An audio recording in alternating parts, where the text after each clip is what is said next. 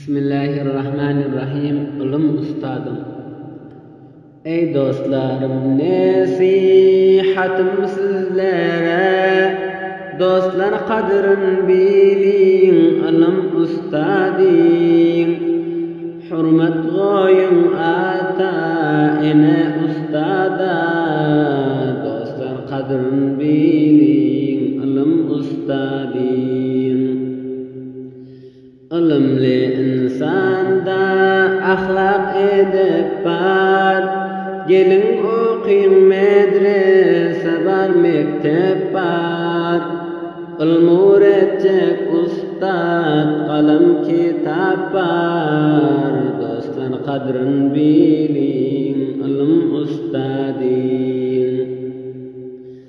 Bu ilimden mahrum qaldı gözlerimiz. Hat bilmene bugün kördür gözlerimiz. Goy mahrum qalmasın oğul izlerimiz. Dostlar kadrin bilin, ilim ustadin.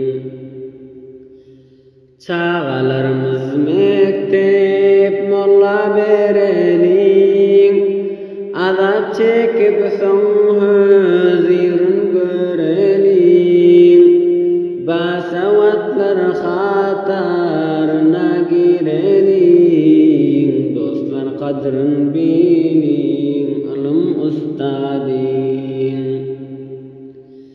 Dini ilim iki dünyanın çırağı. Ilim bolar elinde bir yarağı.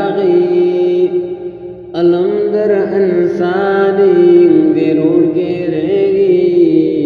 Dostlar kadrin bilin, ilim ustadin. Gelinler ilimdan dolu fayalin. Her hayır iş bolsa kadirin bilin. Mescid-u medrese cemlin şibbarin.